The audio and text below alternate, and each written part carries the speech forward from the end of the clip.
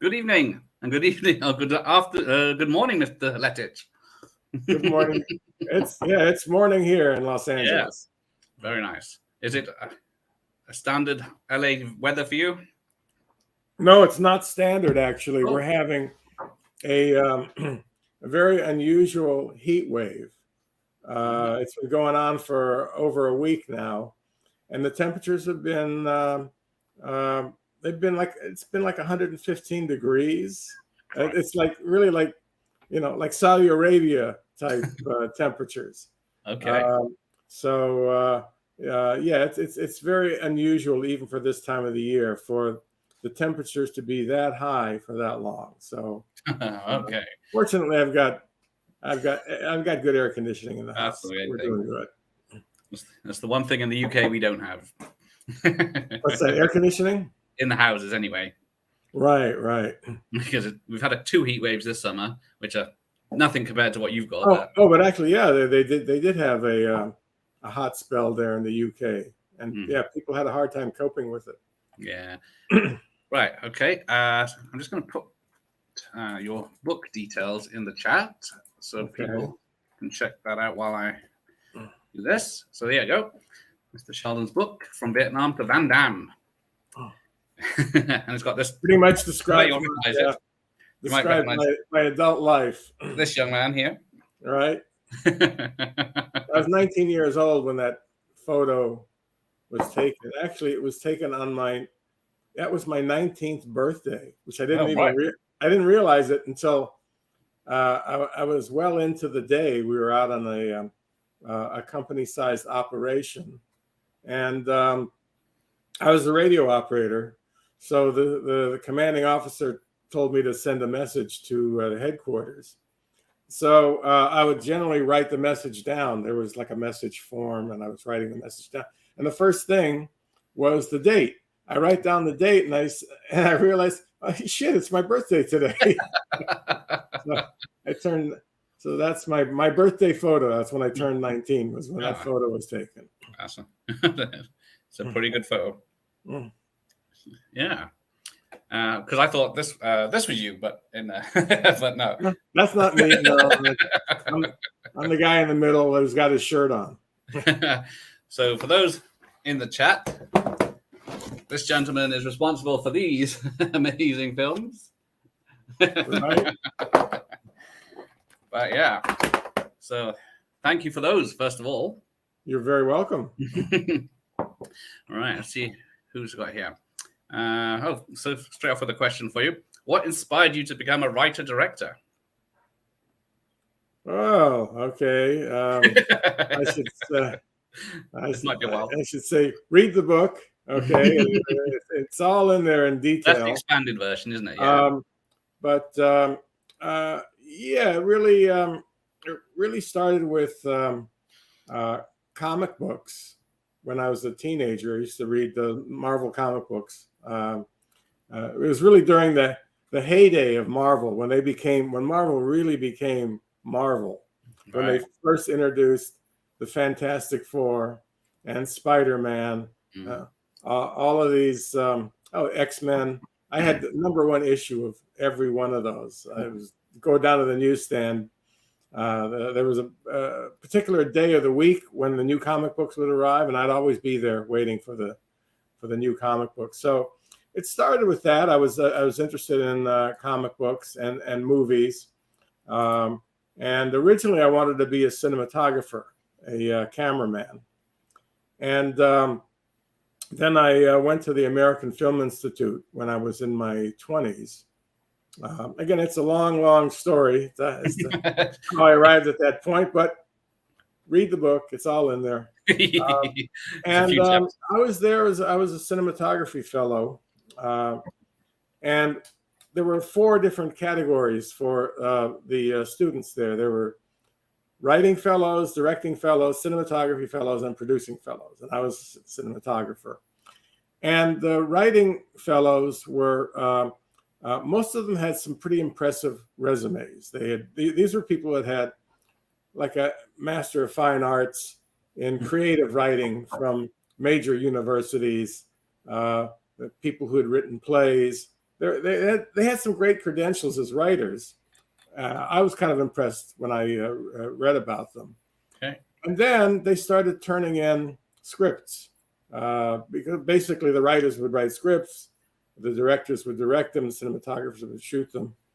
And I read some of these scripts, and I was thinking, well, damn, these are not very good, actually. This guy might have a MFA from Harvard, but it doesn't really get it as far as telling a good story. Right. So I decided to try my hand at it, and I wrote I adapted an Arthur C. Clarke short story, and I wrote a little screenplay, and actually, so I thought it turned out pretty good. I thought it was better than most of what I was reading there, and then we all had an opportunity to direct a short film while we were there. It didn't matter what your discipline was. And as a cinematographer, I ended up shooting a lot of the student films. We shot them on video at the time, on half-inch video. And I would end up helping the directors far more than I was supposed to, okay? Because these were people that they were actors, or they had degrees from schools in filmmaking and acting. And I just found myself helping them far more than I needed to. They were good with the actors. Yeah. But when it came to figuring out where should the camera go? What shots do I need to tell the story? They weren't really all that cognizant as to what was needed to direct a movie. Okay. So I decided, well, I'm going to try this myself, because everybody there had an opportunity to direct a short film. So I ended up doing that. I directed this little film based on the Arthur C. Clarke short story. It ended up being this magnum opus. It was like 45 minutes. Most of the films there were 10 minutes, 15 minutes.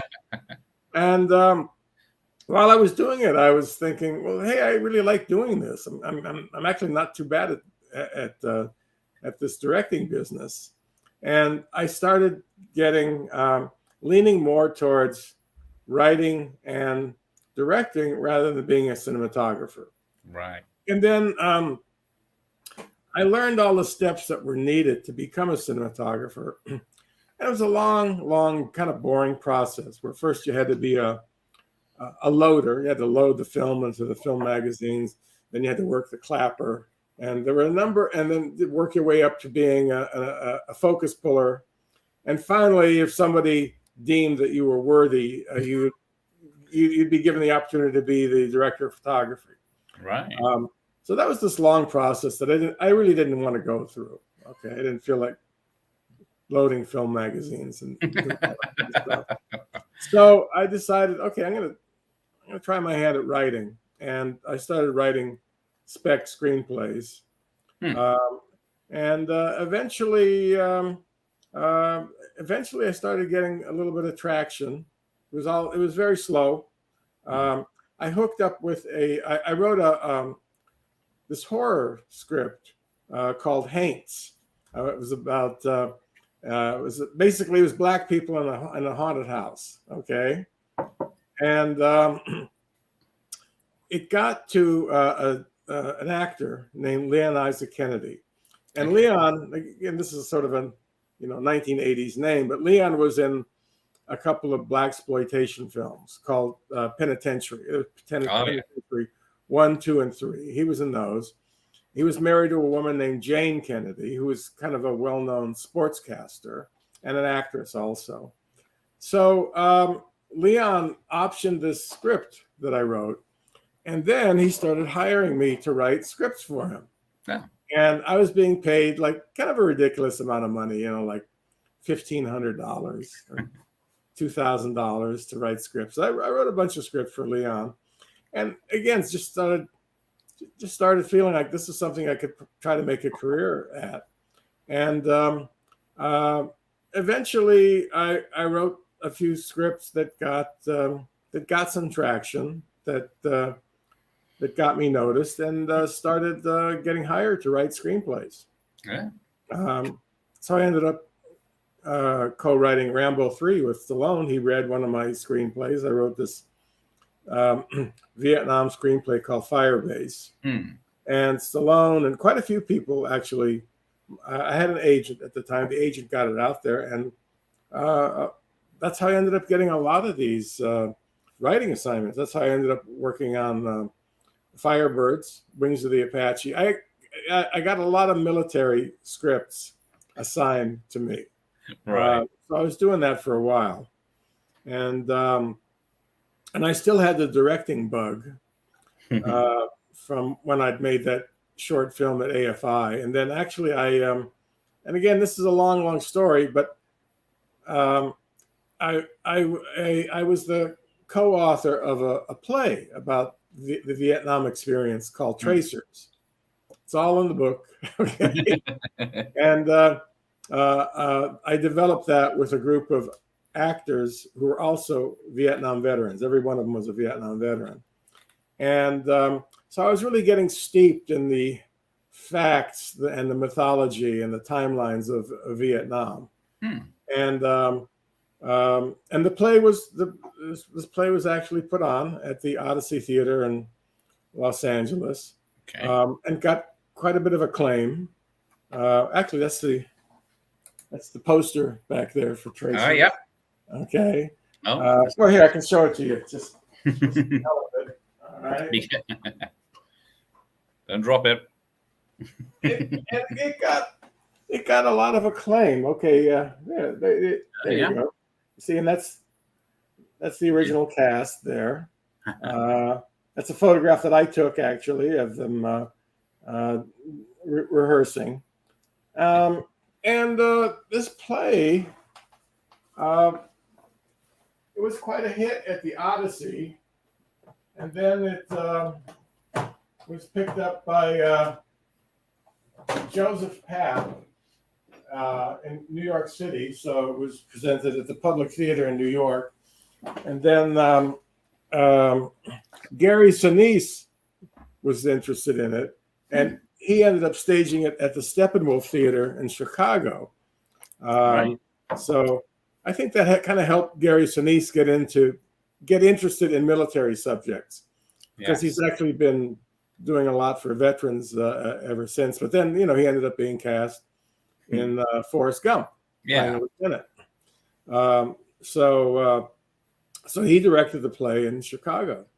So anyways, I was very much steeped in facts and mythology about Vietnam, and I ended up there was one scene that I wrote for Tracers that was a bit too big to stage. We basically were not staging it on a proscenium type of a theater where they're up on a stage and the audience is all out here. It was basically theater in the round. The audience would be sitting around the actors. And this one scene that I wrote, it involved helicopters in kind of a big way. And so it was just and there were and there was a lot of gunfire and all kinds of things going on. It was just did not lend itself to being staged in a theater, one of these theaters in the round. It was just too much business going on with gunfire, helicopters, and all that. So basically, the director decided not to put it on the stage. It was not part of the play. He said, look, if you like that scene, you can have it. You can do whatever you want with it. Right. So I turned it into like a little screenplay, a little 20-page screenplay, and I called it Firefight. And I ended up, and then I decided, you know what, I'm going to shoot this little movie. Okay, I'm going to shoot this little movie in 16 millimeter. I raised some money, and it was kind of a big deal. And that's when I also had met Frank Dukes before that. And Frank was the inspiration for Bloodsport. And he'd made a lot of claims about his life and his career. Basically said that he was I know he was definitely in the Marine Corps, but he was a reservist and he never went anywhere. He never went to Vietnam, although he used to tell people he had been in Vietnam and he was this war hero and he was awarded the Medal of Honor. but he also wanted to be an actor. He thought that he had he had the chops to be a movie star. So I said, Frank, I'm going to shoot this little movie, Firefight, and would you want to be in it? And yeah, of course he wanted to be in it. It was going to give him get himself on film. So he put a little bit of money into it. A number of people. I was able to raise enough money to actually shoot this thing in 16 millimeter. And I haven't shown it to anybody in, it's been a really long time. I mean, almost 40 years since I've screened it. But I'm probably going to find some way to get it out there sometime soon. Originally, so I shot it in 16 millimeter. Right. We blew it up to 35 millimeter and looked pretty damn impressive. And actually, this little movie is what got me my first directing deals, because it looked impressive enough on 35 millimeter to where producers and executives could screen it in their screening room in 35 millimeter. So it was this little war movie, 20 minutes long, and I had helicopters. We shot it at Camp Pendleton, California. Okay. Being a former Marine, it was a little easier for me to get access. Okay. We had these CH-46 helicopters in it. So we showed, like one of the people, one of my first fans of this little movie was Sam Raimi, who's since gone on to become a kind of a big shot director. And Sam wanted to work with me on something, and he ended up showing it to Dino De Laurentiis. I ended up getting this writing directing deal with Dino De Laurentiis at this company called DEG. Sam Raimi was going to be one of the producers on it. It ended up not happening because DEG went bankrupt. Yeah. So the project kind of fell by the wayside. And it was an interesting little project, by the way. It was called Atlas. Okay. And it was an idea by Jean-Claude Van Damme, because at this time I had already met Jean-Claude. This is after Bloodsport. Okay. But before Bloodsport opened. It sat on the shelf for about a year. Okay.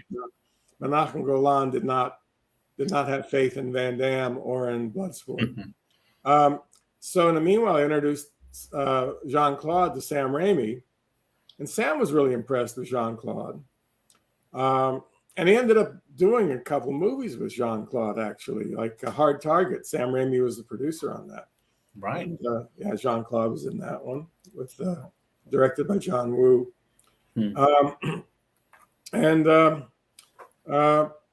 We shot this little movie, and I was getting off track for a minute there, but basically Sam liked it, showed it to Dino, and then Jean-Claude liked the movie and showed it to Menachem Golan at Canon. So I was going to do a movie at Canon with Jean-Claude and Leon Isaac Kennedy. All right. And this little movie is what got me the directing gig on Lionheart, because I'd been hired to write the script for Lionheart, but originally Eric Carson was supposed to direct it. Eric had directed Jean-Claude in Black Eagle for Imperial Entertainment. But Jean-Claude had faith in me. I had faith in him. And he wanted me to direct. I'd written the script. He wanted me to direct the movie as well. And Sunil Shah, the producer, was very nervous about this. Okay, this guy hasn't directed a feature film before.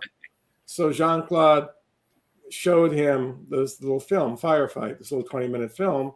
And that convinced Sunil that I could probably direct a feature film. It turned out he was right. So that's pretty much what got me into directing. One step led to another. It's just all about doing stuff, doing things. Okay, you can't just sit by the phone waiting for for producers to call you. Yeah, you gotta write.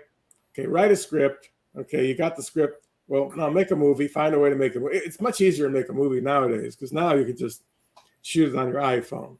There's no such thing back then. So basically, I had to raise the money to be able to rent cameras, you got to buy film, you got to get the film developed. It was a whole process back then, but I got it done. And just by virtue of the fact that I got it done, that helped me move on to the next step. So that's basically how I ended up writing and then directing. Yeah. Basically, I just took the bull by the horns and decided I want to do this. Okay.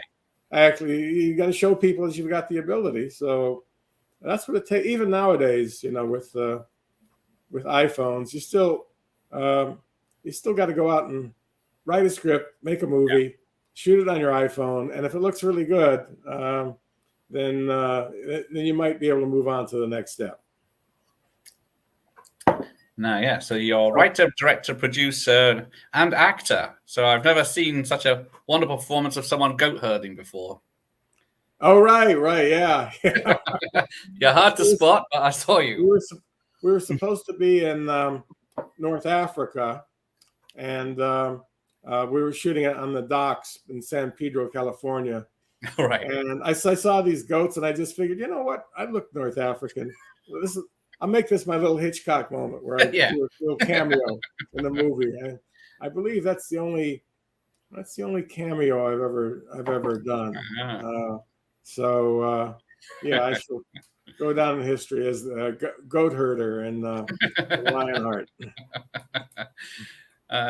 Jeff's from the Netherlands, 101 Bronson. Evening, Gareth and Mr. Lettich. Let me just start off by saying I'm a big fan of your movies, sir. Well, thank you very much. That he is. Right. I guess you're a Charlie Bronson fan. You're 101 Bronson, right? Yeah, and James Bond and Stallone and Van Damme and. So now these people, I don't talk to them, but they can send me a message and I can answer the question. Yeah. Jeff will probably pop on later, and then Luke as well to ask you in person if that's all right. Okay. So while we're on the subject of Bronson here, Lionheart is pretty much based on Hard Times, kind of a famous Bronson movie. And he's got a manager played by James Coburn. Yeah. And you compare Lionheart with Hard Times, and you're going to say, "Hey, that's sort of the same movie, isn't it?" Actually, I knew Walter Hill peripherally years ago, and I had a meeting with him once, and he even said, "Yeah, I hear you ripped off one of my movies, Hard Target." Well, Walter, that wasn't a ripoff. That was an homage. That was my homage to Hard Times. Yeah. So I think, and it was a favorite movie of Van Damme's also. Jean-Claude and I both loved Hard Times. So we kind of modeled Lionheart on that. Are you a director of one film that's got so many titles? Like it's Lionheart in the US. A.W.O.L, Wrong Bet, Leon, Full Contact, all over the world. Right. Well, that's a long story too. Basically, the original title it was a concept that Jean-Claude came up with called Wrong Bet. That was the title, and actually that title stayed in a few. I know in Australia it's called Wrong Bet, and I think in Belgium it's called Wrong Bet. Right.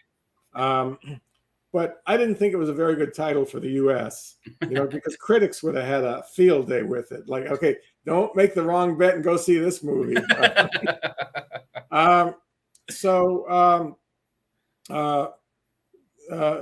character's name was Lionheart. That was his fighting name, and I thought, hey, Lionheart, that would be a great title for the movie. But the producer was reluctant because there was another movie called Lionheart. It was about Richard the Lionhearted. And back then, video was, selling things on video was kind of a big deal. So he didn't want it competing with this other movie that was also titled Lionheart. So basically, Sunil Shah said, no, we got to have a different title. So I said, well, let's have a little contest here at the company. Let's see. Let's have people come up with ideas for the title. but I'm the one who came up with A.W.O.L. All right, without leave, and basically Sunil decided, well, you're the winner, because for video catalogs, he liked the fact that A.W.O.L. started with A, so it would be at the head of the catalog. So you don't have to go through the entire catalog to find this movie. It's right at the beginning, like A.W.O.L. Okay, great. So, so we went with A.W.O.L. and I guess the only country that liked the title A.W.O.L. was the UK. The executives at Universal ended up picking up the movie. It was originally made by Imperial Entertainment. Universal, we got a print over to Universal. They loved the movie. And so, it was this movie called Wrong Bet. And they were saying, well, that kind of sucks as a title. Okay. So what about Lionheart? Yeah, we like Lionheart. They went with Lionheart. Right. Against Sunil Shah's. Sunil was just the producer. And they said, we're the ones that are marketing this movie in the US and Canada. We're calling it Lionheart. Okay. So, and then in France, Sami Hadid's company, Metropolitan Film Export, picked up the movie for France. Hang on a second here. Yep. And Sammy liked really hard-hitting macho titles. And he thought, Lionheart, that's kind of wimpy. Wrong Bet, that's kind of wimpy. We're going to call it Full Contact. Okay? And I remember Jean-Claude and I went to France when the movie opened. And we were hearing the radio ads for it in the car. And they had this very macho voice saying, Full Contact, Van Damme, Full Contact. So I guess it worked really well for France. So they did huge business over there. So that's how it ended up being called Full Contact in France. And then in Germany, they just decided to go with the name Leon,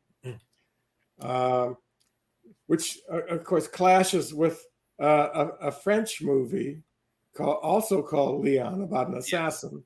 Anyways, what can you do with these copyright titles? So basically, you go with the title that you like, and when it gets listed in catalogs, it's okay. Lionheart 1998 and Lionheart 2001.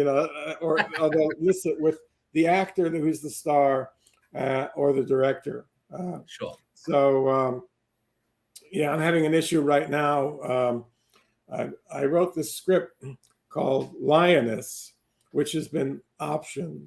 Okay. And, which we might end up shooting next year. And just yesterday, I read online in the trade papers, there's a TV series that's called Lioness that's being written and directed by Taylor Sheridan. Oh, right. Like, well, what the hell? That's the name of my movie. Yeah. So I spoke to the producers about it last night, and we just decided, and it's the same thing. Look, I directed a movie called Lionheart. There was another movie called Lionheart. Did it hurt us at all? No. Then I directed a movie called The Order a few years later. And shortly afterwards, there's a Heath Ledger movie called The Order that also comes out. But did it hurt us? No, not really, because there's the Van Damme version of The Order, and then there's the Heath Ledger version. All right. And so we're just gonna go with Lioness, and if they don't like it, they can sue us, but they won't win because you can't copyright a title. And we've had this title for a few years now. We were planning to do it a few years ago. So, so anyway, who knows? That one might end up having 5 different titles around the world also. So we've got Matthew Binney all the way from Australia. It's like 4 a.m. for him. Okay. He's a big fan. He's got all your films on VHS as well as awesome action films. Well, so Matthew, what's your favorite? Oh, like a Sophie's Choice. We'll see what he comes up with. Let's have a look. We got DMC Campbell from New Zealand. A.W.O.L. Oh, okay. All right.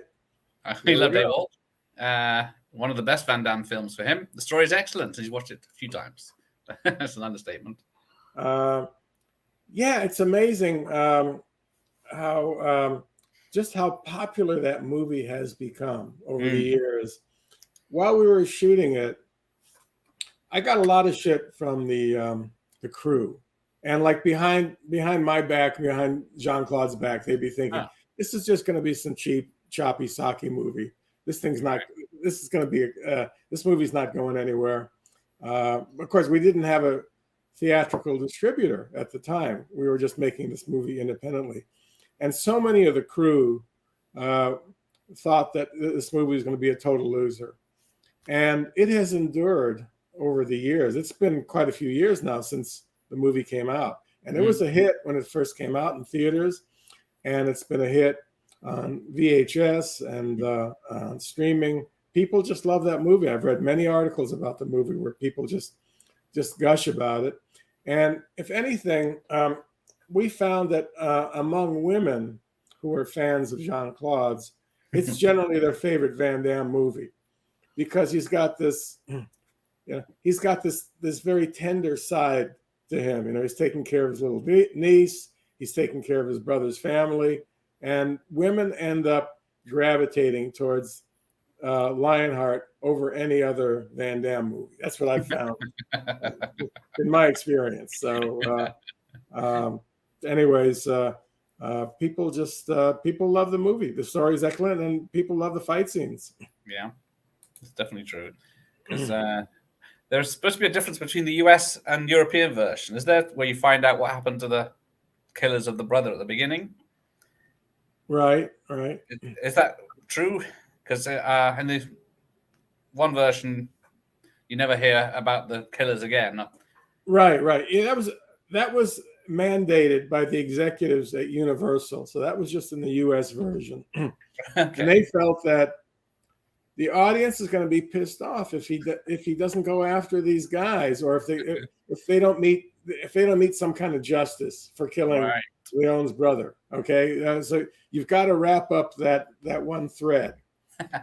So we shot some ADR lines with the doctor. Basically, the doctor was actually played by Eric Carson, who directed Black Eagle and a Chuck Norris movie. I think The Good Guys Wear Black. I think he directed that. So Eric, we basically gave him a couple of ADR lines. Say, well, yeah, yes, they were captured and they were incarcerated, and just stuff like that. But for the most part, Jean-Claude and I didn't think that the audience would really give a shit. No. We actually went against the rules with Lionheart. We broke a lot of action movie rules because the brother gets killed at the beginning. And every other action movie, if you follow the template, okay, if Van Damme's brother gets killed in the first scene, he's going to spend the rest of the movie hunting these guys down and killing them one by one. Okay? Didn't do that. No. In fact, we just dropped that thread completely. And then the final fight is going to be against somebody who fucked with Van Damme earlier in the movie, or is going to be one of the guy that threw the match on his brother. Okay. Yeah. No, it was somebody that you didn't even meet before. It was just a random fighter he was chosen to fight for this final fight. Yeah. So those were rules that we just threw out the window, and it worked. It worked just fine. The audience didn't need to have a playbook to follow. No. And we gave them everything they expected. There were plenty of fights. There was a big final fight, but it just, and with the story, we simply did not tie up those threads neatly. Basically, we didn't tie everything up and neatly and wrap it in a pretty bow. We told the story in a completely different way. Now, the next movie we made, Double Impact, we decided, let's totally go for it. Let's totally okay. Let's follow the playbook, and okay, they killed my parents when we were babies. Now we're growing up. Okay, these are the guys that did it. We're going after them. We're gonna take them apart one by one, and each of us gets one main villain to kill at the end. And Bolo Young's going to be in it. So we just did like the ultimate action revenge movie, and it's really, and that one still got a lot of fans. over the years. In fact, I read some article recently online. Somebody was talking about 10 best action movies ever made, and of course, then Double Impact was there. Yeah. So yeah, these movies they have endured. They have been for sure. Yeah. So that's you got Ricky from the older AF reviewers. The speech on Rambo 3 was a staple of his childhood. Now, which speech? Yeah. If you're still here, let us know. Because how much of that did you write, and how much that was mostly Stallone. Ah, Stallone did. Yeah, most of the dialogue came from Stallone. I had a lot to do with the structure and actually with Rambo's motivations, right? Because we both instantly agreed Afghanistan, that's the place he's got to go. But the way that Sly was looking at it, Troutman comes to Rambo and says, "Hey John, I got a mission in Afghanistan. I'd like you to go with me." No problem, Sam. Let me just grab my gear. That was actually the way Sly put it. Like, yeah, let me just go get my gear. Of course, my friend's asking me, I'm going to go with them. And I disagreed with that. I said, you know what, Sly, Rambo is the baddest badass on the planet, but he's had his share of war and killing and people dying all around him. He wants nothing to do with this anymore. He wants to pursue a peaceful path. He is the guy that you'd want to have watching your back in Afghanistan, but he doesn't want to do it. So that gave us some great character beats. Yeah, because Rambo's best friend comes to him and says, "Hey, I need some help. I'm going to Afghanistan," and Rambo won't do it. And then when Troutman gets captured, then Rambo feels guilty. So now that he's got a personal stake in going to Afghanistan, it's not just to deliver Stinger missiles. He's not just doing this for the U.S. government. Like, my friend is a captive of the Soviets. I got to go in there and get him out. So, basically that's how we came to that. That's a very important inflection point in the story. Convincing Rambo to go to Afghanistan after he's been in Vietnam. He just had this adventure where he rescued these POWs, and now he's being asked to go back into another war zone by his best friend, but he still won't do it just because he's reluctant. He just doesn't want to do this anymore, which is really appealing about him too, because he's not some bloodthirsty soldier that wants to just go out and kill people.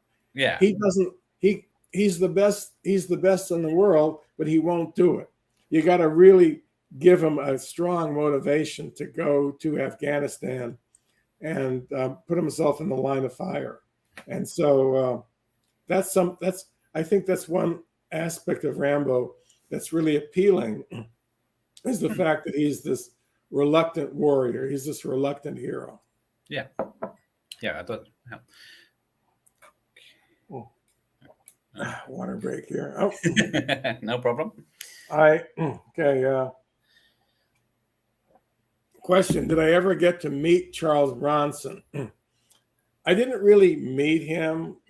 Where somebody said, "Hey, Charlie, this is Sheldon. Hey, Charlie, how you doing?" No, it wasn't. I was at a party when I was working with Canon Films. I wrote a few other things for Canon besides Bloodsport. So they would have these parties once a year on the rooftop of their building. And so Bronson was doing a lot of movies for Canon, like one after the other for Canon. So he was there. So basically, we were in the same basic space on the rooftop of Canon. But I never did actually go up to him and shake his hand or anything like that. So I got to see him in person, but that was it. Was there a rumor of a sequel to Lionheart? Yes. We talked about sequels many times. I was actually Imperial Entertainment was actually getting ready to make a sequel. They had commissioned a script. Somebody wrote a script for them. I didn't like the script. I had a meeting with them about Lionheart 2. They were gung ho about making this movie, but they didn't have a good script. They didn't have an actor. Jean-Claude wasn't going to do it.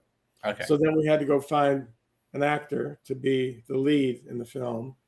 And there simply was nobody that I thought was up to the task of replacing Jean-Claude. Had Scott Adkins been around and been active at the time, Scott Adkins would have been great, but he wasn't. I just couldn't see Michael Dudikoff or some of these other guys stepping into Van Damme's shoes to do Lionheart 2. And it wasn't a good story anyways. Okay. I didn't care for the story at all. Yeah, it'd be tricky to follow up. Right. So then I think a guy named Etchy Stroh got his hands on the rights, and he was going to do a Lionheart 2. In fact, I think they even ran a couple of ads, and he actually was in touch with Jean-Claude about this, but that didn't happen either. Again, I think I read the script. They sent me the script, and I didn't think the script was really up to par. So, I think right now I think we're beyond that. Yeah, because Bloodsport had what 4 or 5 sequels, 3 or 4 sequels. Yeah, and I think the first sequel was sort of okay. Yeah, actually. And it had good, and Daniel Bernhardt was. I thought Daniel was a good. If they had come to me with Daniel Bernhardt for Lionheart 2, I might have said, okay, let's do this. Yeah.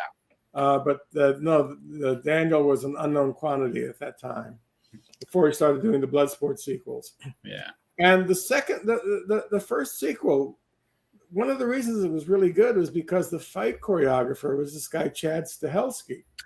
Yeah. Chad ended up directing all the John Wick movies. So Chad was, and I worked with Chad because I did a movie with Daniel Bernhardt in Mexico called Perfect Target. Yeah. And he brought down Chad to be the fight choreographer. And we had some great action scenes in Perfect Target. Very low budget movie, but we got a lot of bang for the buck on that one. Yeah, it was. Yeah, you got Freddy Krueger himself in there as well. Yes, we did. We had right. And Brian Thompson. You worked with him a few times. Brian Thompson, of course. Yeah, Brian. Yeah. Brian's my go-to guy. I put Brian in as many movies as I can. I noticed. Yeah, the order and actually in my book. Yeah. Got a copy? There it is. Gotta get the book, folks. Okay, because all of this is described in great detail. And it's in the chat, the link. And Brian was actually that little movie Firefight that I did. That was Brian's very first movie. Okay. He was a student at the time, an acting student in I think UC Riverside, and came in and auditioned, and I picked him for the movie, and he was in the movie, and he was terrific. And then right around the same time, or no, slightly afterwards, maybe he even used some footage from Firefight. He ended up getting cast in Cobra, playing the Night Stalker, playing this really horrible villain who gets impaled on a meat hook. Stallone impales him on a meat hook at the end. And let me just see who this is. Yeah, you carry on. Can you just put everything on pause for a minute? I'll mute you. There you go. I'll get the chat. So let's have a look. Hang on. Let me catch up. Hello, everyone. Hello, Gregor. Mike, how are you? Hi, Gregor. Hi, Monkey. Hi, Sophie. Hello, everyone else. Oh, hang on. Okay. There you go. There we go. All right, we're back. So, Gregor, John is saying hello. We got Ben. Oh, here we go. Good evening from Southwest London. So, okay.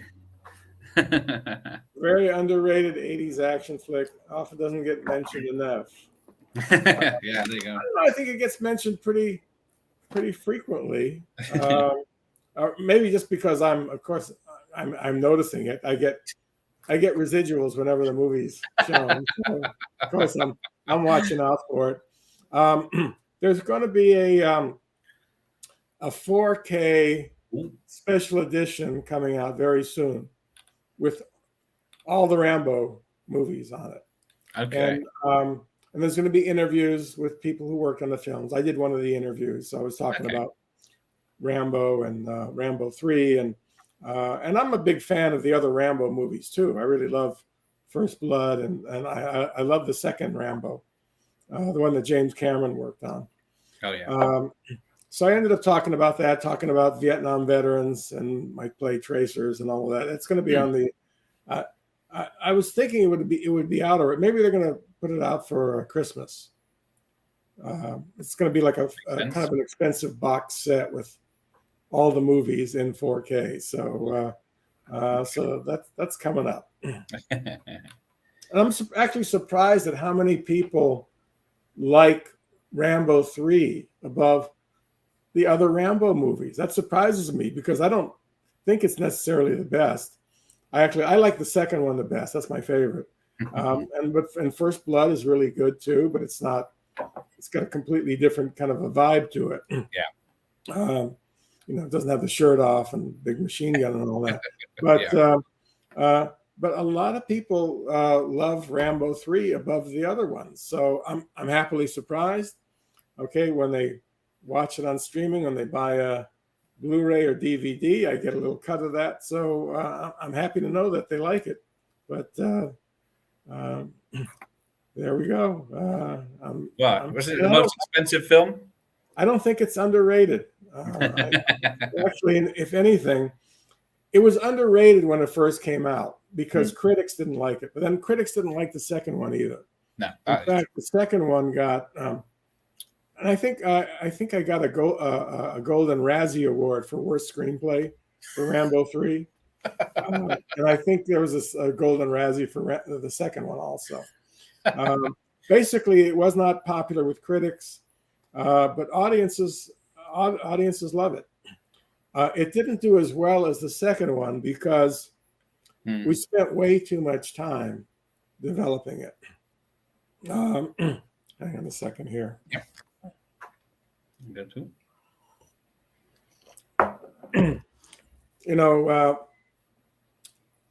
The Soviets in Afghanistan was kind of a hot topic during the 80s. And so Stallone and I basically said, okay, Afghanistan, Rambo's got to go there. Kill more Soviets, all right, like he did in the second Rambo.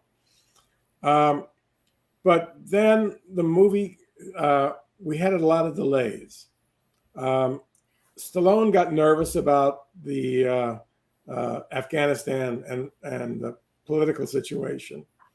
And so for a while, we put it on the back burner, and he had me write a new version, which took place in Siberia, of all places, basically Rambo getting hunted down in Siberia. Okay. Which had bad Russians again. Then they were having trouble finding a place to shoot it. And Russell Mulcahy was the director at the time.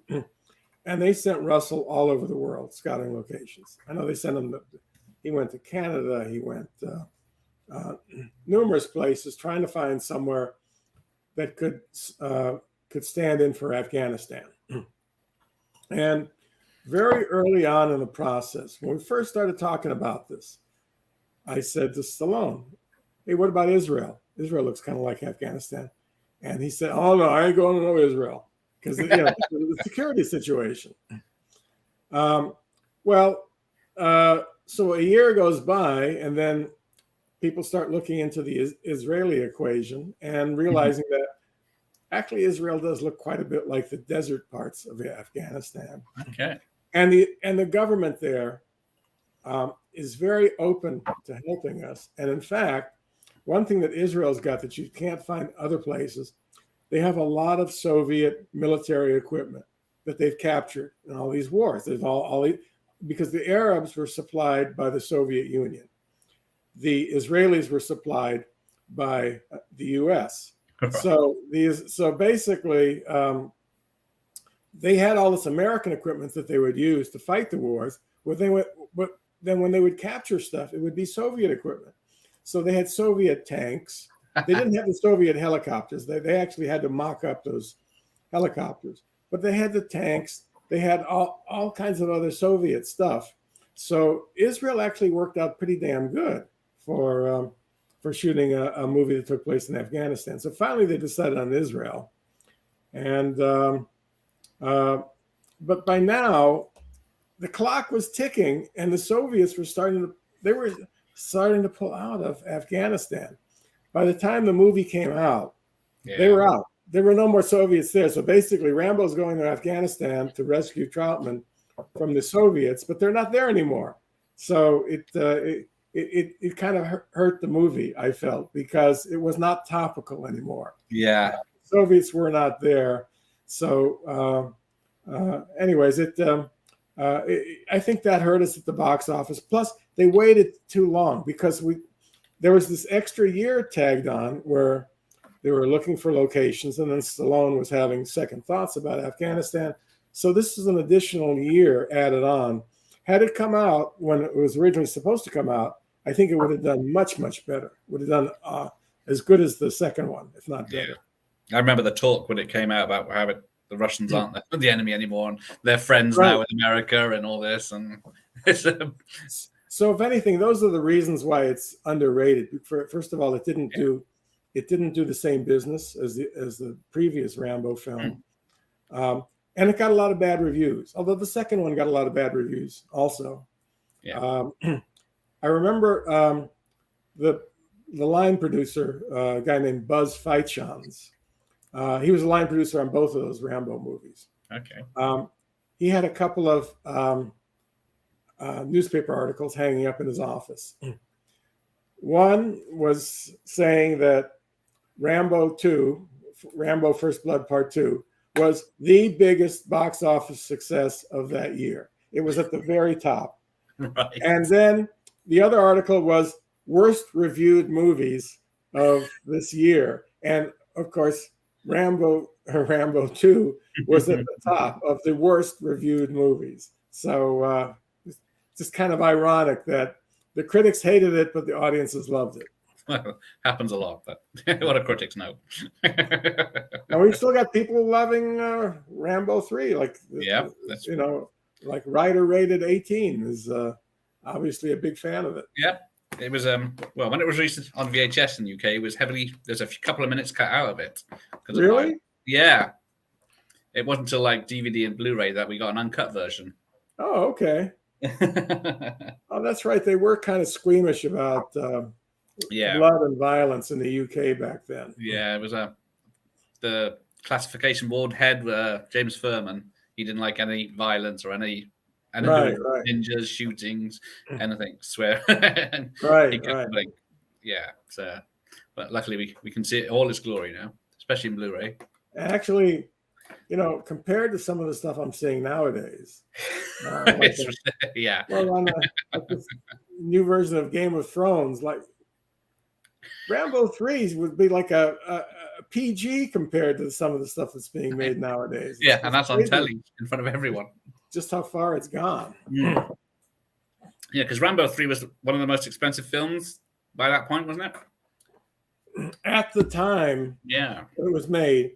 It was the most expensive movie in history, although that was not adjusting for inflation. Because had you adjusted for inflation, I think Cleopatra still would have been the most expensive. Still wins, doesn't it?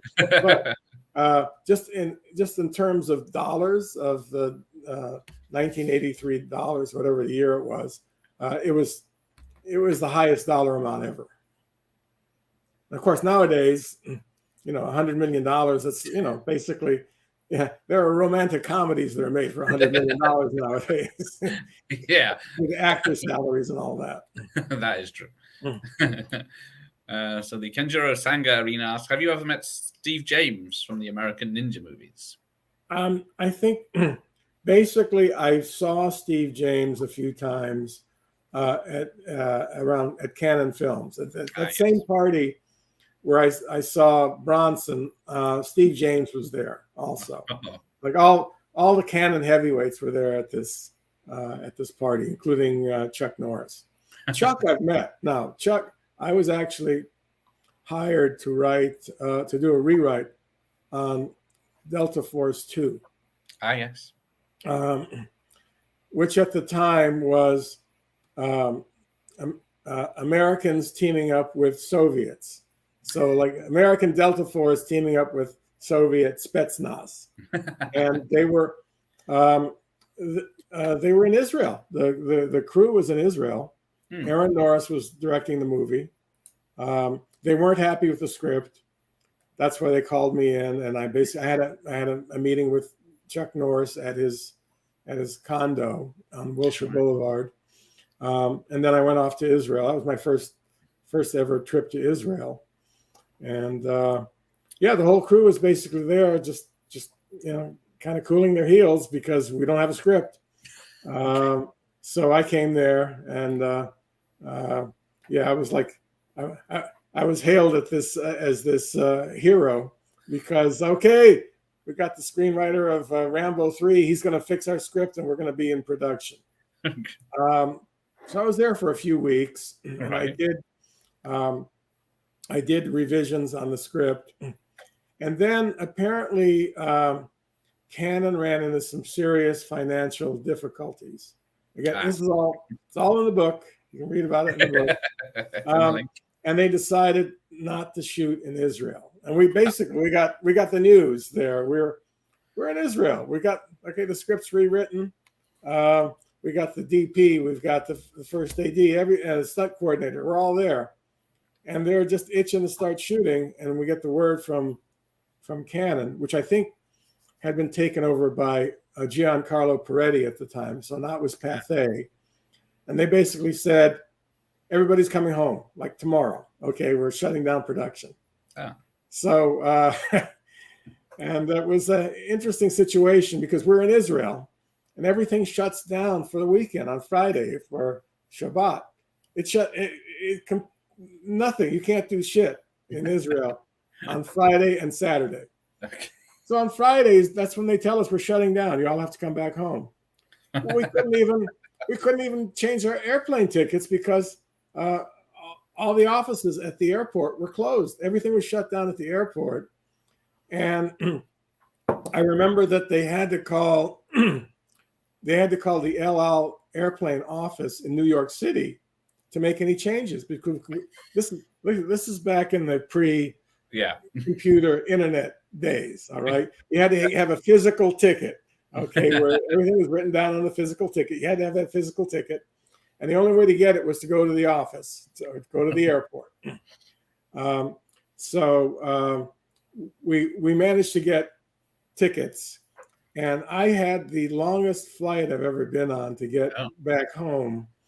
It was on 3 different airlines. And I had to go to, I believe I went to Paris and I forgot, New York. Anyways, finally got home like 24 hours later.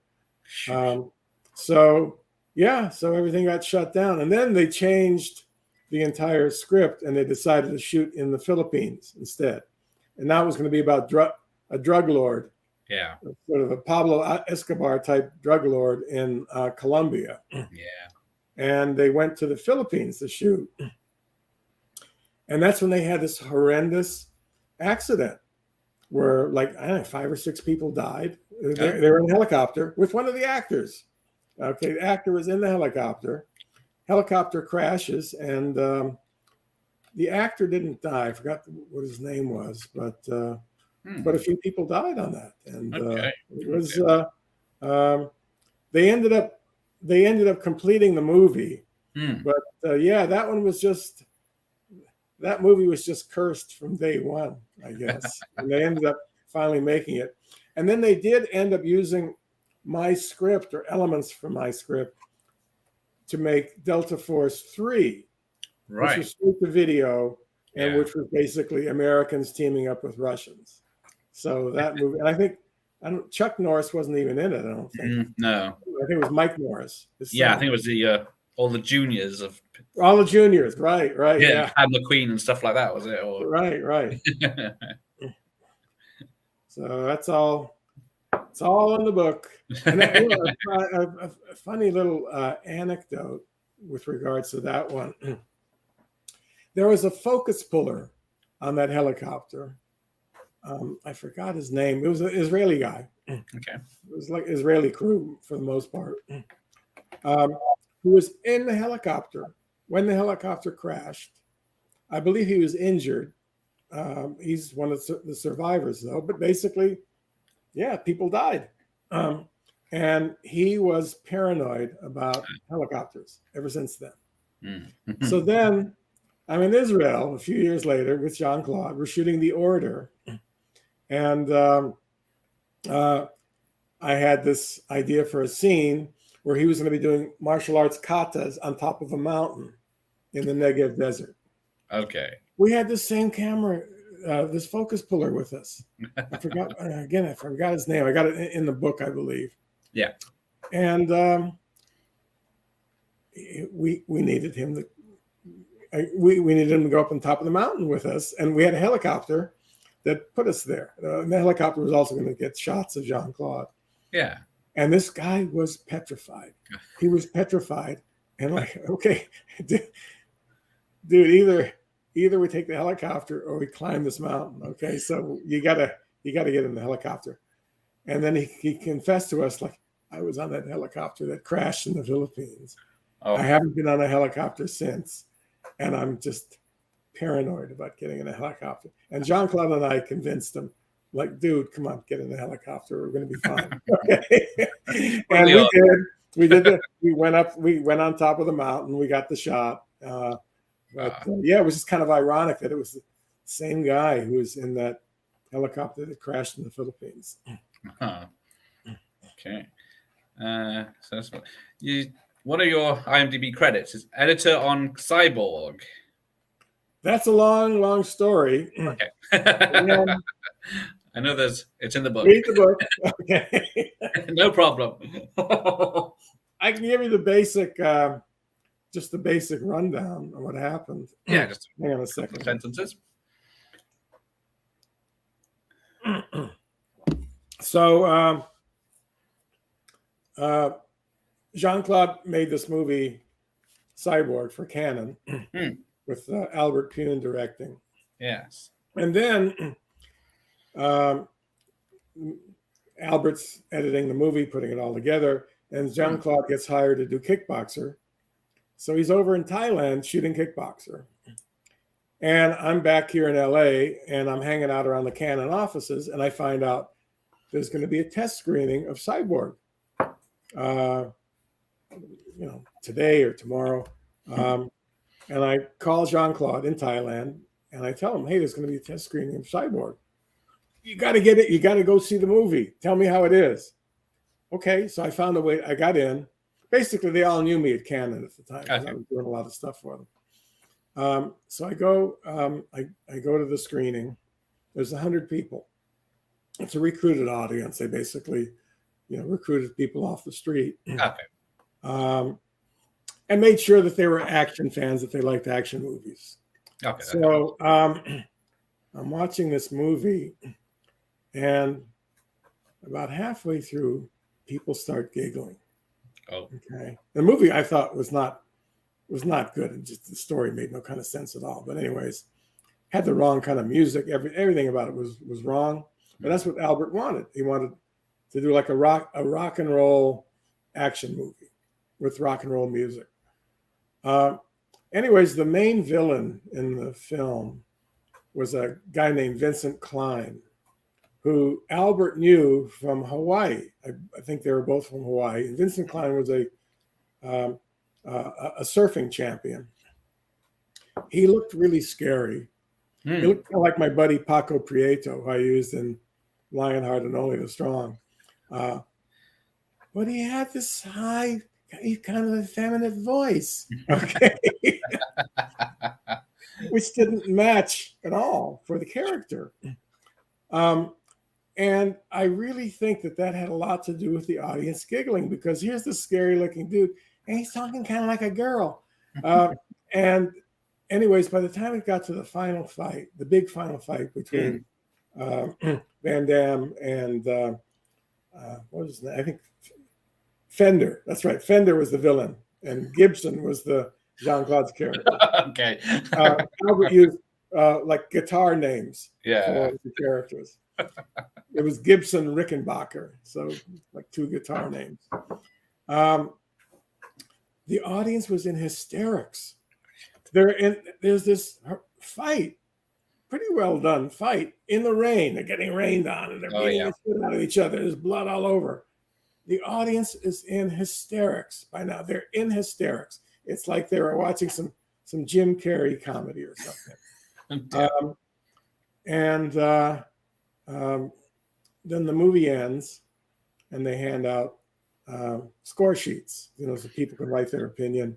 And how would you rate the movie? Out of 100 people, I saw the sheets afterwards. One person liked the movie. Everybody else hated the movie. Thought it was ridiculous. Oh.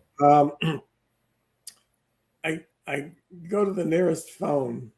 I actually lived pretty close to the Canon offices at the time. I think I went home and called Jean-Claude. Right. I said, and Jean-Claude wasn't. They'd finished shooting Kickboxer, and now he was going to take a little vacation in Bangkok for a few days. Okay. And I tell him, Jean-Claude, cancel the vacation. You've got to come back right away. I basically said, your career is on the line with this movie. And I told him what happened. The audience was laughing, that one person liked the movie out of 100. And this movie needs a lot of work. You need to come back right away. And he did. He basically got on the next plane heading back to LA, showed up the next day, and goes into an editing room and watches the movie on a flatbed. And he was just livid after he saw the movie, and goes into Menachem and Yoram. I don't know if Menachem was there that day. For sure, he talked to Yoram. He tells Yoram, this movie has to be recut. You cannot release this movie. They already had posters printed up. Oh. They already had theaters booked. Okay, so the movie was going out. I think they were already playing some trailers. And Jean-Claude said, no, you have to pull this, do not release this movie. We have to fix this movie up. And it was going to cost some money to do that, of course, because it was already, I don't know if they'd actually made prints yet. They might have made prints already. But we were basically looking at the work print. They had to make a whole new set of what they call dirty dupes, black and white, basically a black and white dupe of the work print to do all the sound work. There was a lot that had to be done, and Jean-Claude said, I'll pay for it. Okay, he ended up not paying for it, but he said, I'll pay for it. Okay, no matter what it costs, you have to pull this movie. By now they knew Jean-Claude was kind of a big deal because Bloodsport had opened. Much to their surprise, it became this huge hit. So they said, okay, we're stopping everything, and you can go in the editing room. And basically, Jean-Claude said, hey, Sheldon's going to go with me to basically rework the story so the story makes some kind of sense. Okay. So we ended up, we took the work print, and it had to be what they call reconned. We had to put everything was tape splices. Okay. Yeah. This is pre-digital. So they basically, we hired a couple of editors. I knew one of them. Jean-Claude knew the other one. We hired a couple of editors, and pulled the entire film apart, tape splice by tape splice. Okay. Put it back on the original camera reels. Oh. And then we got to work on recutting the movie. And basically, I took all the story and dialogue scenes. Jean-Claude took all the action scenes. Okay. And we spent a few weeks doing this. Albert was nowhere in sight. He was off shooting another movie. He was off in some other country or other part of the U.S. So it was just me and Jean-Claude and a couple of editors. And we recut the entire film. I had to write new dialogue because the story really, now, fortunately now, Albert found a rough cut. And it was his version of the movie. It was a work print, and he basically fixed it up and he put it out, so you can actually get the movie now. It's called Slinger, which was his original title. He put back in, and I got a guy to write music. The guy who wrote the music for my little film Firefight, he did a whole new score. Okay. He did an action score. Albert had this weird rock and roll score, which didn't work. It was not an 80s style action movie. Fortunately, now people can see it. Okay, you can. I've seen it on like some of the Van Damme fan sites. So you can order this movie, Slinger, and see what the original Cyborg looked like. Okay. And I've read people's opinions, and people are saying, you know, the version they released in the theaters is really much, much better. So you guys really fixed the movie up. Yeah. But Albert was not happy that we did that. No. But anyways, they did test screenings, much better reactions from the audience. Menachem and Yoram liked it better. Okay. They put the movie in theaters. They didn't change the poster. It was the same poster. So actually the wrong composer's name is on the poster because they didn't want to change the poster. They didn't want to put a whole new set of posters out. Like, okay, keep the posters. And it has been Albert Pune's most successful movie. Oh dear. Okay? He was very pissed off that Jean-Claude and I recut it, but it's his most successful movie. And not only is it successful, was the release successful, there's been 4 or 5 sequels made, and Albert was involved with them too. Oh, so right. Basically, yeah, we kind of turned this into a career for him, making cyborg movies. But yeah, he was not happy at the time. But I'm surprised by how many people love Cyborg. There are a number of people for whom Cyborg is their favorite Van Damme movie. Okay. Personally, I can't. I guess I can see it. It really plays like an 80s style action movie when you see the version that Jean-Claude and I put together. And it's kind of fun. And Albert's a good shooter. He got great shots. The cinematography is good. A lot of things that are good about it. Otherwise, it wouldn't have worked at all. But what I had to do when I had to do ADR sessions with different actors. And I found, like for Vince Klein with that, effeminate voice, I found a guy in LA named Branscombe Richmond.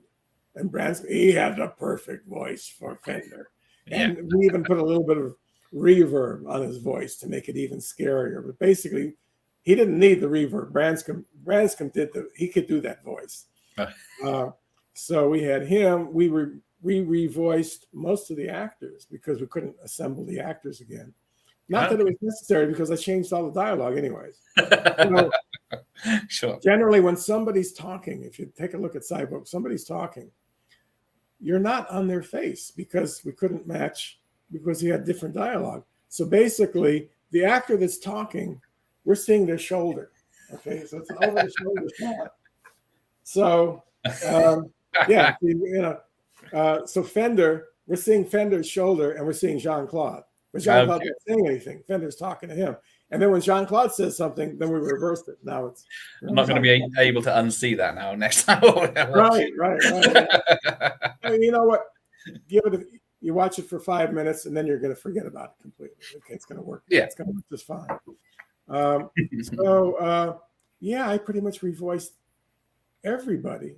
And I got Jean-Claude that he had to do ADR. So I did ADR sessions with him we did maybe 2 or 3 days worth of ADR with Jean-Claude. And then I supervised the mix also. We had a really terrific mixer named Patrick Saccone, who was Canon's mixer at the time. And he was kind of a young guy. And I ended up using him on Double Impact also. He did a great job on Double Impact. And he's gone on to do huge movies. But yeah, we remixed the whole thing, new music, everything. And people love the movie. I've never seen a negative review of Cyborg. All right, people seem to love it, but Slinger does not get good. People who see Slinger have seen Cyborg, Yeah. so they want to see Albert's original version. Yeah. And they end up being very, very disappointed by that. Yeah, I know it's not available in the UK. It's like a German-only Blu-ray or something. Right. Yeah. So, anyways, so in fact, I believe the chapter in my book is called "Saving Cyborg," which we did. You know? We saved that movie. Right. So, hang on. We have someone knocking on the door. It's Jeff from 101 Bronson. Hello. Hi, Jeff. Hello, Jeff. Hi, Gareth. Thank you for having me on. Hi, Sheldon. How are you? I'm good. Oh, you got a Rambo t-shirt on. Yes, sir. I'm representing today. All right. From Rambo 3, yes. I also have all your movies here with me. Of course, the one and only Bloodsport right here. All right. Rambo 3 is in this, of course. Okay. And yeah, I got them all. I'm not going to show them all, but I got them all right All right. here. We got the British. So just want to let me just quickly fix the camera like that. Yeah. Just want to quickly confirm that I'm a big fan of your movies, of your work, Thank you. And yeah, I do have let's start off with a Rambo-related question. Okay. One of my favorite aspects about Rambo 3 is the big knife he carries. As a matter of fact, I have a replica of it right here. You sure do. Yeah, I know, Gareth, I'm showing off again, but yeah, be careful with that. Right there. Yeah, I think you might remember it, Sheldon. Did you have any involvement with this? Stallone was very proud of that knife. He had a very famous knife maker actually made it for him. So yeah, he showed it off to me before they shot the movie. Okay, cool. So you had no involvement with it in terms of writing it into the script or something like that? No. Okay. All right. No, that's cool. Yeah, I do love this knife. It's definitely one of my favorite aspects about that film. And it's funny how his knife kept getting bigger per movie. The first one he started off, I think in the first one it was a 20-inch blade, and I think not safe to say what this one is, but it must be at least 35 inches. So yeah, it's more like a sword than the knife, really. It is for sure. Yeah.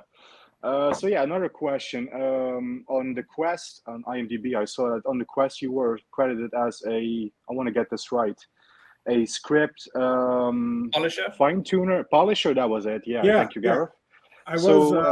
What exactly was that? Yeah. Well, here's the quest is a long story. Again, I'm going to put my book again because I talk about it in here. I will definitely pick the book up, sir. Yes. I will. Okay. Jean-Claude came to me first about the quest, which was originally called Enter the New Dragon. Basically, what he wanted to do was he wanted to do Bloodsport. He and Moshe Diamant wanted to do a bigger, better version of Bloodsport, and they didn't want to call it Bloodsport because Mark Casal owned Bloodsport. So they wanted to do something that was completely theirs. They'd get all the profits from it. And Jean-Claude came to me and asked me if I would co-write and co-direct Enter the New Dragon. And at the time, I was actually doing a lot of stuff. I was getting hired to do a lot of. One of the projects I was hired to work on as a writer and director was G.I. Joe. I was pretty much the first person they came to for G.I. Joe. This was for Warner Brothers. They actually flew me to the Hasbro factory in Pawtucket, Rhode Island. So I was there for a few days, got a tour. They gave me a bunch of G.I. Joe toys to take. So I was working on that. Was that was the big deal. I was from Warner Brothers, so I was doing that. And there were other projects I was working on also at the time. So I told Jean-Claude, look, I don't really have the time to focus on it right now. And I was a little concerned too about co-directing because there were rumors that a few people started that I didn't really direct Lionheart or Double Impact. That was Jean-Claude who really directed, and I was, I was just sort of a figurehead. So this only would have solidified those rumors, So okay, so he's actually putting his name on the quest. All right, so we know Jean-Claude did those other movies too. All right. So, anyways, I opted out. But I said, well, what about Frank Dukes? Because we had done a bunch of work with Frank on, Lionheart and Bloodsport also. Frank was involved with, and we always thought, well, he's got a really wild imagination. He's got a great imagination, and he's got great ideas. So what about actually hiring Frank to co-write the screenplay with you? And Jean-Claude went for that. Ended up being a horrible decision. They did bring in another writer to work with Frank because they didn't really trust him. They brought in a guy named Ed Kamara, and Ed had written Enemy Mine, and I think he wrote, Bruce Lee, this Bruce Lee biography. It was called Dragon, the Bruce Lee story, something. Anyway, so Ed didn't take any credit. He didn't want any credit on the movie. So I'm the one who came up with the idea of setting the story in the past because the original idea was to do it contemporary. Well, then it really would have seemed like a Bloodsport ripoff. Yeah. So I said, why not set it in an earlier time, like the 1920s, where people couldn't just hop on a jet and be at the Kumite in half a day, all right? Set it like in the 20s or even earlier, and then it's a journey. It's a quest, basically, to get to this tournament. And people from all over the world would have to, use whatever means of transportation was available to them, but they couldn't just fly and cross the ocean and get off the plane. So I came up with that idea.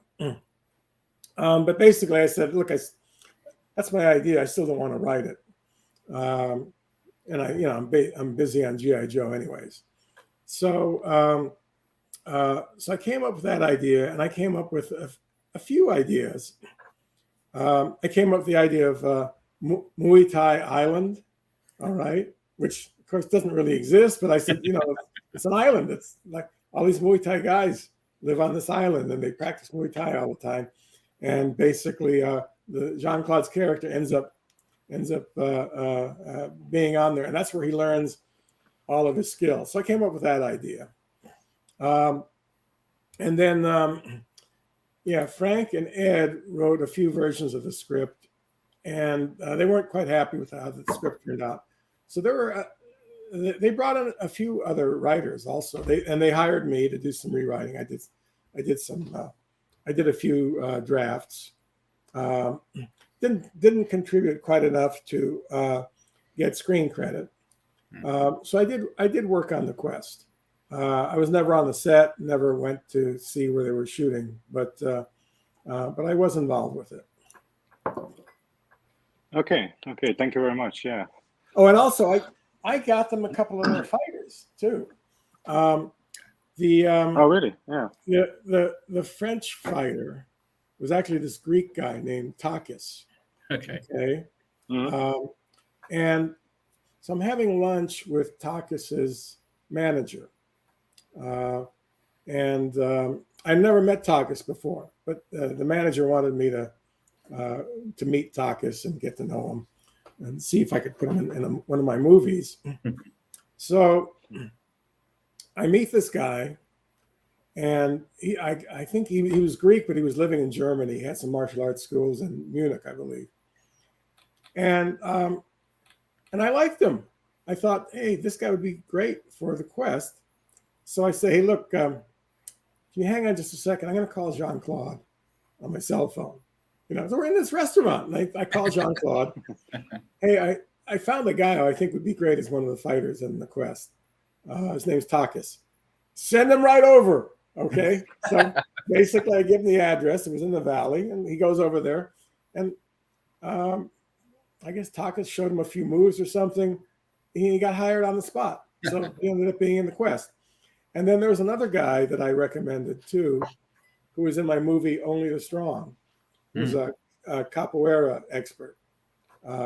This guy named Cesar Carnero. And he was part of that. Have you guys seen Only the Strong? Yeah. Mark the Cascos. Okay. So he's part of that capoeira troupe that we see at the beginning and at the end. And he was really, he had the look. He was just right to be one of the fighters. And that way they had, Jean-Claude wanted to bring in fighters from all over the world, different styles. So now here, I said, hey, got a capoeira guy from Brazil, would be perfect for the movie.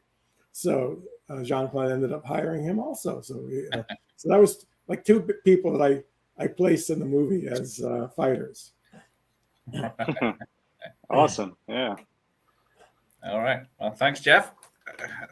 Thank you, Gareth. No if you allow me, just one quick one more. This is something I've always wanted to know. Maybe Sheldon, you are the person to ask. In the movies with Van Damme, you always have these scenes where he's fighting and there's slow motion involved, and you hear him do the sound. If you permit me, Gareth, he does sort of like this sound.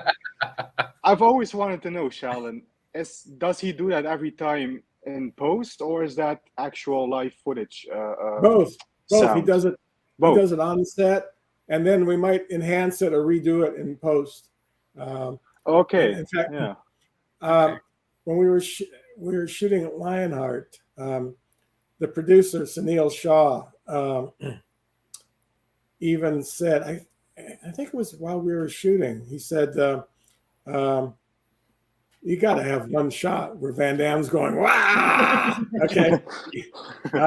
So we did that. And I know we even enhanced the voice when we were doing ADR.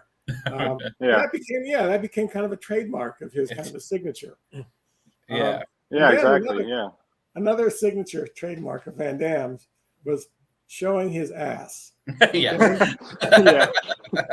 Now, that came about. We're shooting Lionheart, and there's a scene in Cynthia's apartment where he gets out of the shower and he's got a robe on. Okay.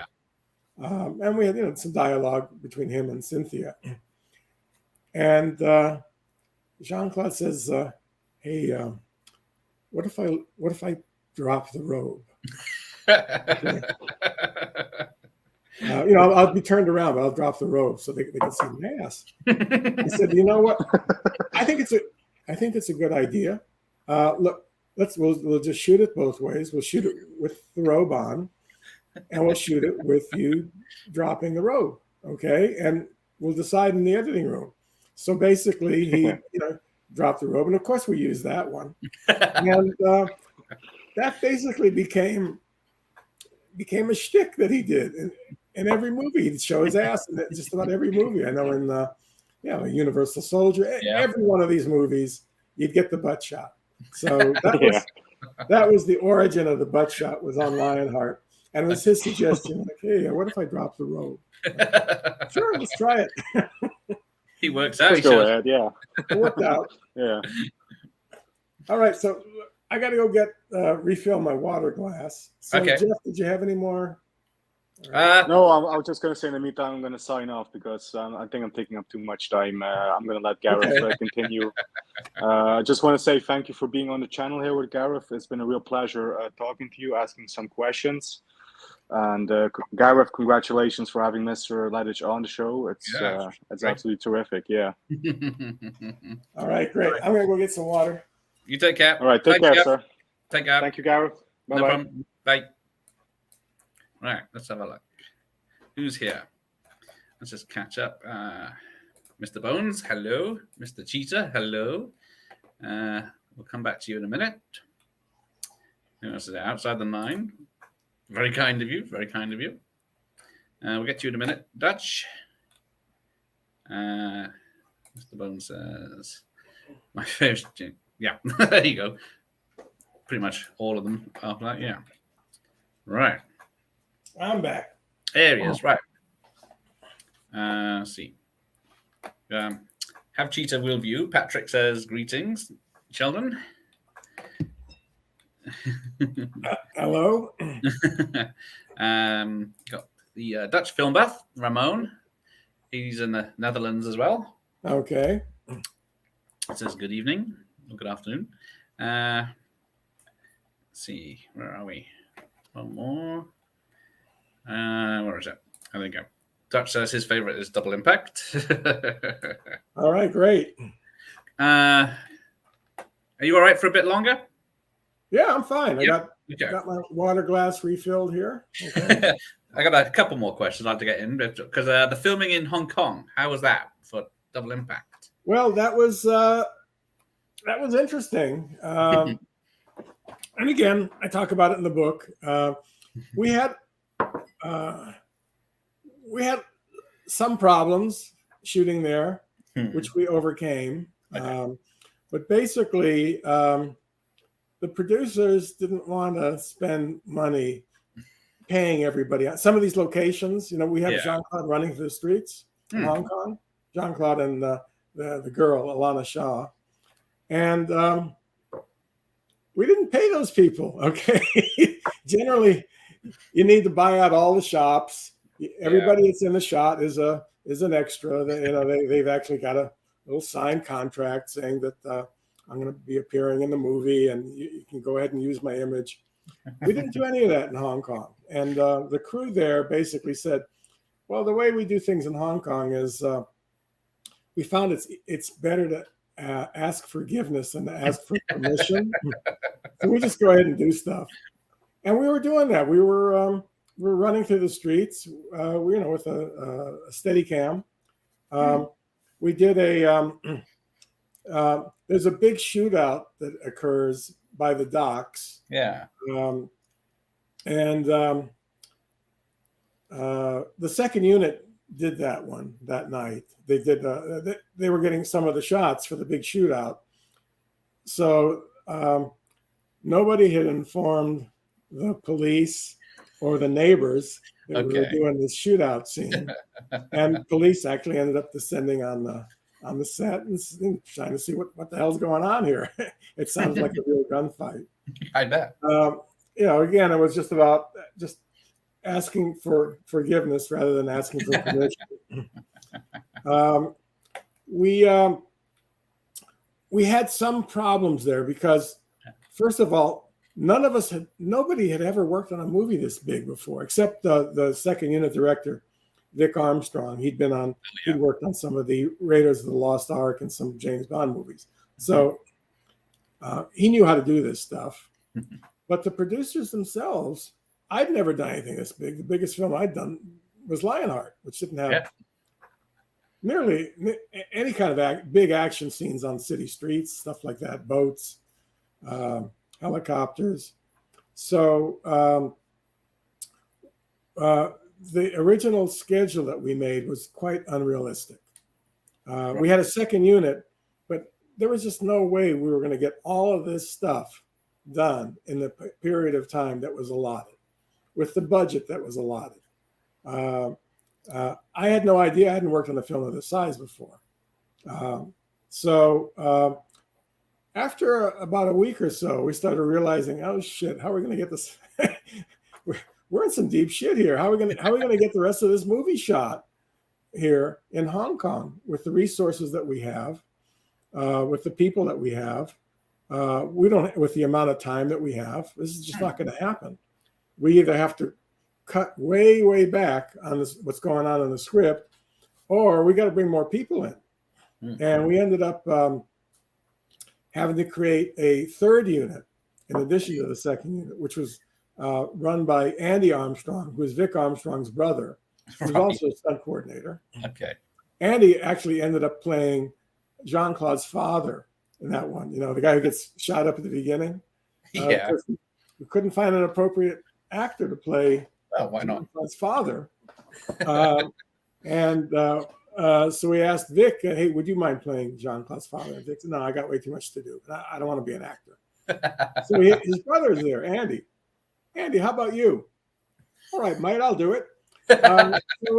we ended up using him, and he was our third unit director. He did a lot of the stuff with the boats on the water. But basically, we had a lot to do, and didn't really have the wherewithal or the time to get it all in the can. Plus, we had way too many producers, because we had it was a combination of Moshe Diamant's company and Michael Douglas's company. So Michael Douglas's company was putting up half the financing. So he had a few of his executives there, and Moshe had his people there. And then we had our Hong Kong producer, Charlie Wang, who had also supplied cameras and equipment for Bloodsport. In fact, Charlie plays the doctor in Bloodsport. You know, when Jackson gets his head kicked in, there's a scene in the hospital. Yeah. That was Charlie Wang, right? The doctor. So we had Charlie Wang, who was supposed to supply cameras and equipment and locations and do all that kind of stuff. And Jean-Claude and I thought Charlie was doing a great job.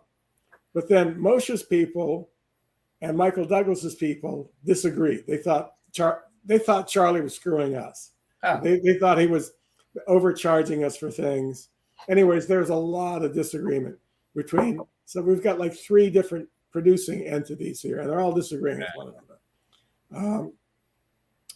So we eventually ended up very early on firing one of our producers, bringing in another producer, who turned out to be terrific, named Rick Nathanson, who was basically the line producer. And we were continually having issues, and plus we were falling way behind just because there's way too much to do for this script. This is like a really big script, and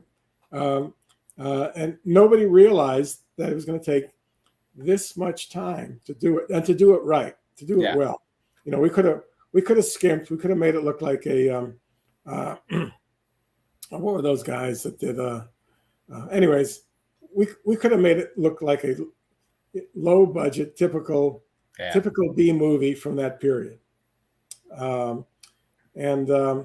did all the movies with Jeff Wincott? What was the name of that company? Do you remember? There were a few others.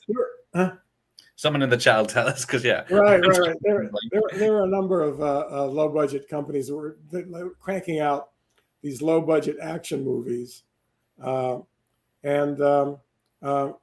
we didn't want ours to look like that.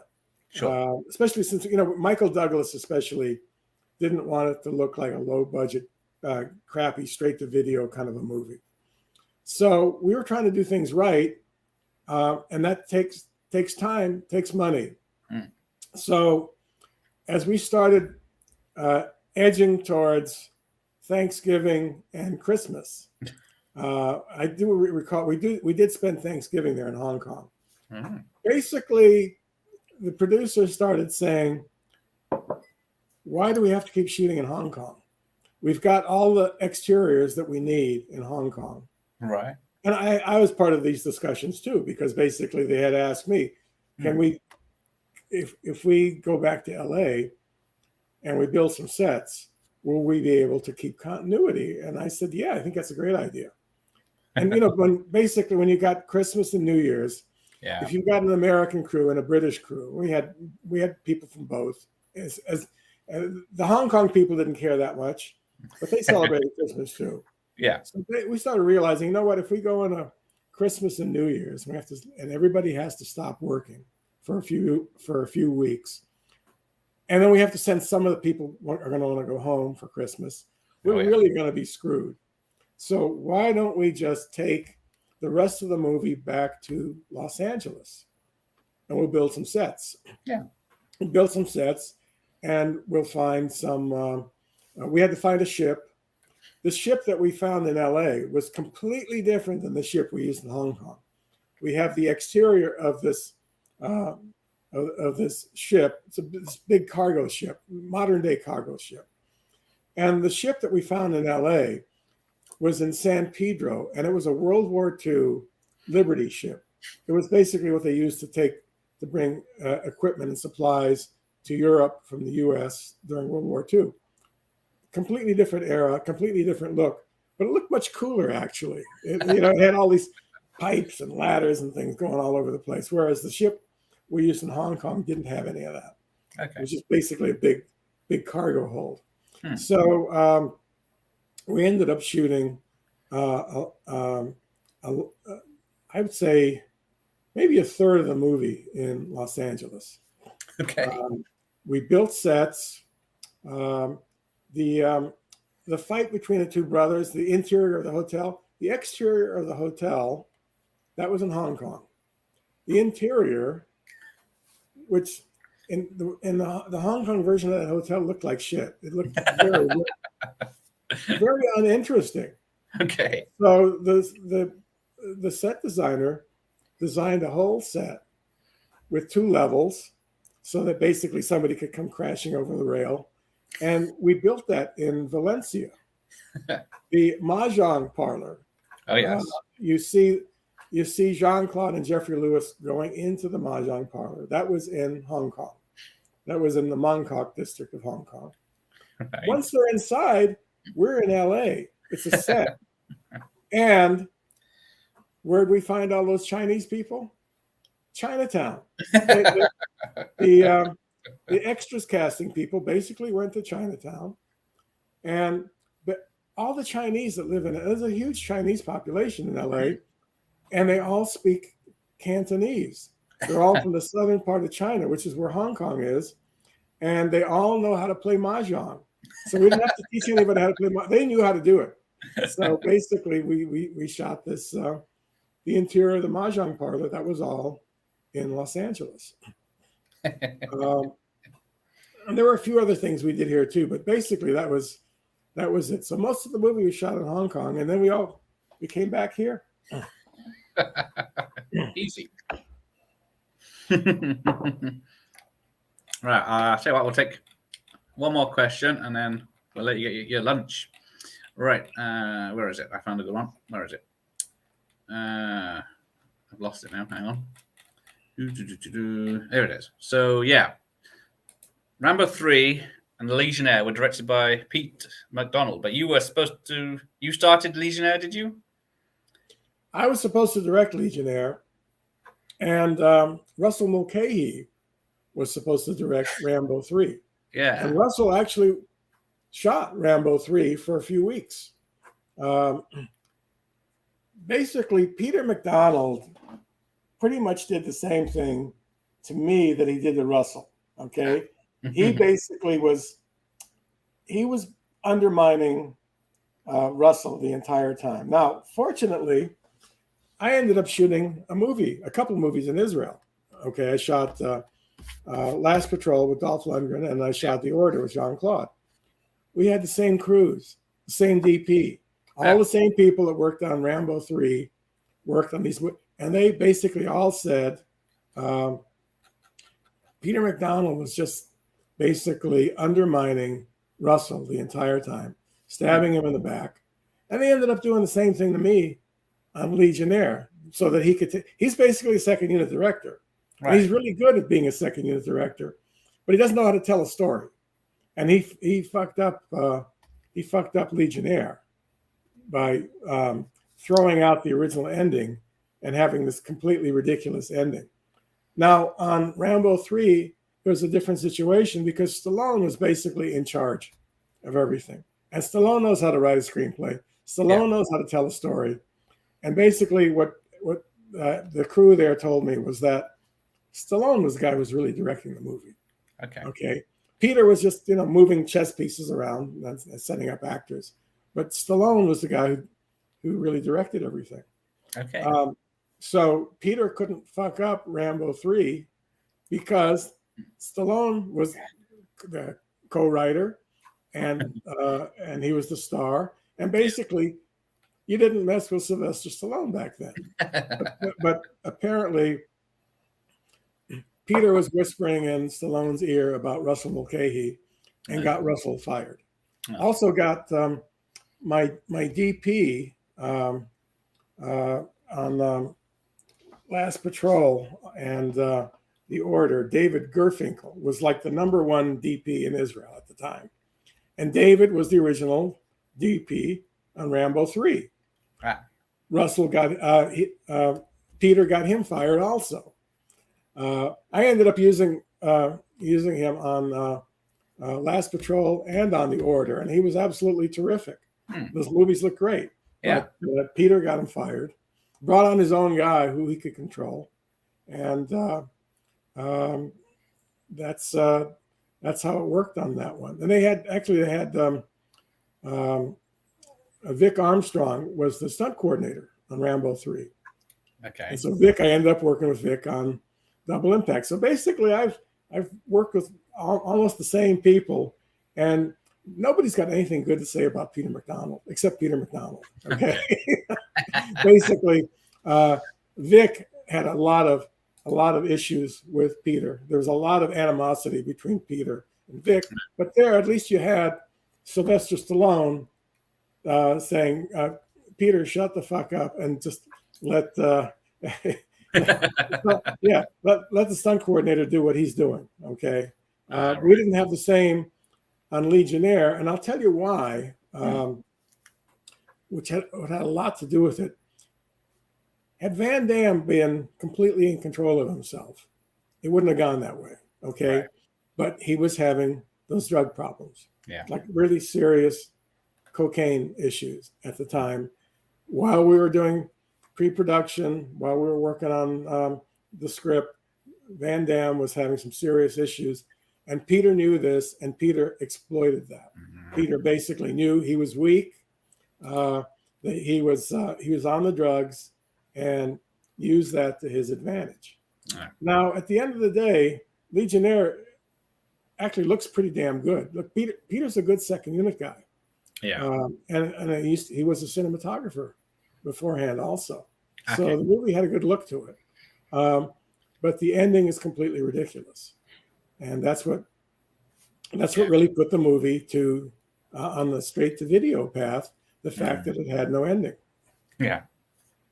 So so I did not like working with Peter McDonald. Okay.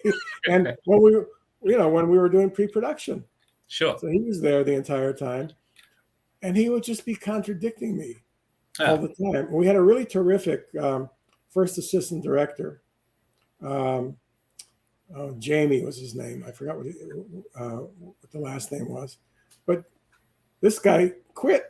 Like when I was off the movie, he just said, "I'm out of here." He quit, and he's gone on to do a lot of the big Marvel movies. He's done like the X-Men and Fantastic Four. He's ended up being first assistant director on those. So he was very, very competent, but couldn't stand Peter McDonald. So he quit, which really left them in kind of a bind because then they had to get another assistant director. And it was apparently the shoot was a bit of a mess, but the movie itself was a bit of a mess, and it was just sitting in limbo for a long time while they brought in different editors to try and fix it up and to make sense of the ending. Yeah. And the ending still doesn't work at all, because the movie was it had this book-ended structure to it. We start out with action, we end with action. Basically, Jean-Claude goes in the Legion, learns how to be a soldier, learns how to be a badass. The gangster has kidnapped his girlfriend, and Peter came up with this ridiculous the girl gets left at the altar story that's been used a million times, and I didn't think worked very well at all, because basically the way the story is supposed to work was that Jean-Claude is in the Legion. They have that horrendous battle at the end, and one of the guys who's with him goes back with him to rescue the girl. Okay. Now, I had a few different versions of it. One version, it was Macintosh goes back with him.